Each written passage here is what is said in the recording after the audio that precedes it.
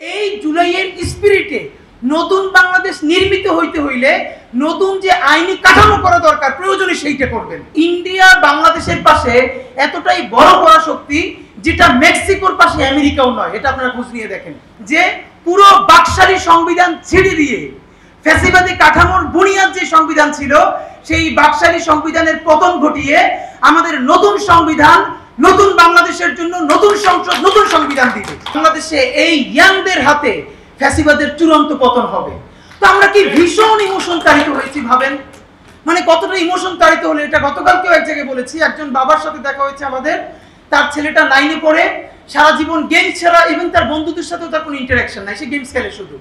কিন্তু এই জুলাইয়ের রক্ত দেখে সে এমন তাড়িত হয়েছে যে বাসা থেকে বটি নিয়ে বের হয়ে গেছে, বাবা মা কুল না পেয়ে বাবা মাও সন্তানের সাথে বের হয়ে গেছে।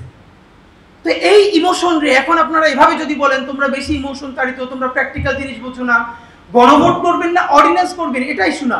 ইস্যু হলো এই জুলাইয়ের স্পিরিটে নতুন বাংলাদেশ নির্মিত হইতে হইলে নতুন যে আইনি কাঠামো করা দরকার প্রয়োজনে সেইটা করবেন। কিন্তু যে অর্ডিন্যান্স, হ্যাঁ এখন অর্ডিন্যান্সের সমস্যা কি, রাষ্ট্রপতি যে অর্ডিন্যান্স দিয়ে দেন এরপরে পরবর্তী সংসদ এসে যদি সেটাকে সংবিধানে না আনে অথবা সেটাকে যদি সংসদে রেটিফাই না করে, আমাকে একটা আইন বলেন যেই বিদ্যমান আইনের কারণে আমি সেই দলের বিরুদ্ধে লড়তে পারবো। আমি জানি না এখানে যারা ব্যারিস্টার আছেন যে অধ্যাদেশ জারি করার পর পরবর্তী, হ্যাঁ এবং বিএনপি যদি সরকার গঠন করে আমরা ধরে নেই, তো বিএনপি তো বলেছে যে ভাই আমি তো নোট অফ ডিসেন্ট দিয়েছি, এইগুলো আমি আপাতত মানছি, পরে পারবো না।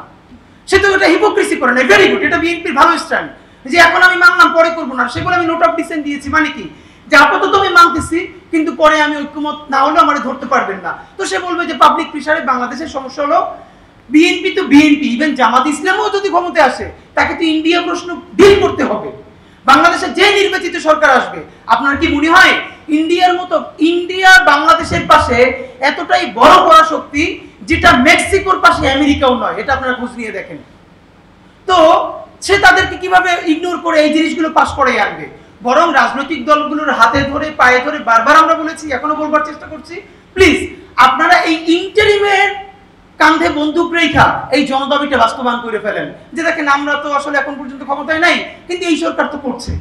এই জুলাই সনদের নিরিখে যদি নতুন বাংলাদেশ গড়া না যায়, নতুন নির্বাচন করা না যায়, তাহলে প্রফেসর ইনুস যে বলছেন একটা ঈদের আমেজের নির্বাচন হবে, আপনি বলেন তো সে আগের কাঠামোর, আগের আমলা, আগের পুলিশের নির্বাচনে বাংলাদেশের কোন মানুষ একমাত্র বিএনপি জামাত অপরাপর দলের কর্মী ছাড়া আর কেউ ভোট কেন্দ্রে গিয়ে দাঁড়াবে?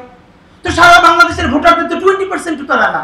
আপনি যদি ঈদের আমেজ চান, বিদেশ থেকে মানুষ এসে ভোট দিবে, বাচ্চাদেরকে দিয়ে লাইনের পর লাইন দিয়ে তারা ভোট দিবে, আনন্দ করবে, তাহলে নির্বাচনে নতুন কিছু দেখাতে হবে। সেটা কি দেখাবেন? যে পুরো বাকশালী সংবিধান ছেড়ে দিয়ে ফ্যাসিবাদী কাঠামোর বুনিয়াদ যে সংবিধান ছিল সেই বাকশালী সংবিধানের পতন ঘটিয়ে আমাদের নতুন সংবিধান নতুন বাংলাদেশের জন্য নতুন সংসদ নতুন সংবিধান দিবে। সেটা যদি আপনি ঘোষণা করতে পারে এই সরকার যে নতুন বাংলাদেশে নতুন সংসদ নতুন সংবিধান উপহার দিবে এই নির্বাচনের মাধ্যমে, তাহলে দেখবেন এটা সত্যিকার অর্থে ঐতিহাসিক নির্বাচন হয়েছে। আর যদি আপনারা নতুন কিছুই করতে না পারেন, আমি আমাদের মতো লক্ষ তরুণ তারা কেন্দ্রেও যাবে না, ভোটও দিবে না। ভোট তো আর প্রতিহত করব না, তবে আমরা চূড়ান্ত বিপ্লবের জন্য অপেক্ষা করব, যেদিন আমরা বাংলাদেশিদের হাত ধরে স্বপ্নের বাংলাদেশ করতে পারবো।